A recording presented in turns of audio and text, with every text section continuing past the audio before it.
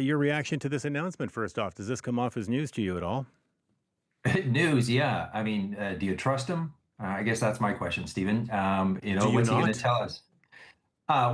He campaigned last time on fixing the park board. And he had a dominant 6-1 majority at the park board, but he blew that, and then he decided to abolish it.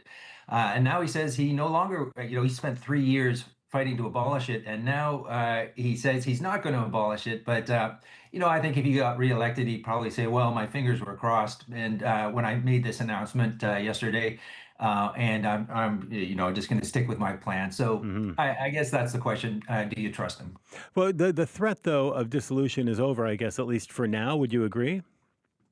Absolutely. I mean, we won it hands down about 2 years ago. It was clear the mayor could not move this forward. He did not have a plan to do it. And there's tremendous support for an elected park board out there. People love this version of local democracy, coming down, talking about dog parks and fields and what to do about swimming pools. And that's what people love, this level of discussion in Vancouver. How And do we've you had know it for. that? How do you know that people love this level of discussion? Well, last night we had 121 people sign up to speak about the capital plan. And we have dozens and dozens of people every night that we're on down there because people care about it. It's a different version of democracy. Sure, you could just ignore it and leave it as a bureaucratic process run by administrators, but it's not. And it's a long tradition in Vancouver. And does this announcement then by the mayor give the park board certainty over its own operations? Yeah, we made that clear many times through the election, through the provincial election, that we were going to keep the park board, and yeah, we've had very good control. Staff understood that the mayor wasn't going to be able to make this happen this term. We wish he'd stick to his guns one way or another. Yeah, we do have certainty over who controls the policy at the park board. Hmm. The city always controls the budget. And we understand that and we're cool with that. We can work with this, whatever budget the city gives Hmm. us, but we control the plans. So this was not the only announcement, though, made by Mayor Sim in Kitsilano yesterday. ABC, his party, is also calling on the current park board to eliminate the reservation booking system at Kit's Pool. Just want you to hear a little more of what the mayor said on that yesterday. There were some pandemic restrictions in place, but the pandemic's over. And there are a lot of people that aren't even touching the pool because it's too cumbersome, it's too clunky. And, I think we should be opening up the pools and let, like the vast majority of Vancouverites, enjoy them. And right now, the pool operates with 75% reserved spaces. 25% of it is drop-in. And for length swims, which is why a lot of people go to Kits, it's a 50-50 split, I understand. The mayor says that system is cumbersome. As you heard him say, they're clunky. Just walk me through this. Just describe how the system operates for people who want to go swimming. Yeah, there was some bad misinformation from the mayor yesterday, which is why I had a counter press conference right after him. And he said that we should get rid of the mandatory online booking system.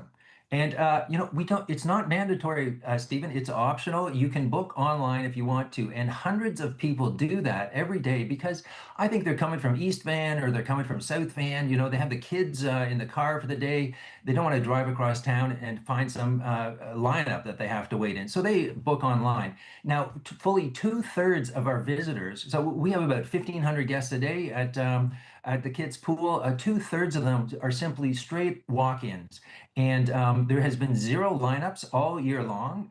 So far, it's been a bit cool this season. And in fact, all of our pools all across the system, the outdoor pools are all down a little bit from previous years. We think it's maybe because of FIFA and maybe because of the cooler weather we've had this year. But you can just walk straight in, and two-thirds of the people do, over 1,000 people a day. So, the mayor said we should bring back the walk-in system. Well, we've had a walk-in system drop-in for 3 years now, and we're going to continue it because it works well, and a lot of people like it. Broadcaster Jody Vance has been a vocal opponent of this reservation system, and she's been posting videos this summer showing what would certainly be, even on sunny, warm days, very few people appear to be using the pool. How do you explain that? Well, she takes her photo every time we clear the pool out for half an hour so that we can clean the bathrooms and give the lifeguards a break. So that's when she takes her photo, and the rest of the time the pool is filled with people enjoying it. She has been really giving a lot of misinformation. misinformation. She's been no help at all. The fact is, the kids' pool is falling into the ocean, okay? It's crumbling. It's 50 years old. It needs to be rebuilt. We are calling on City Hall to bring $40 million investment to shore up the Kitsilano pool.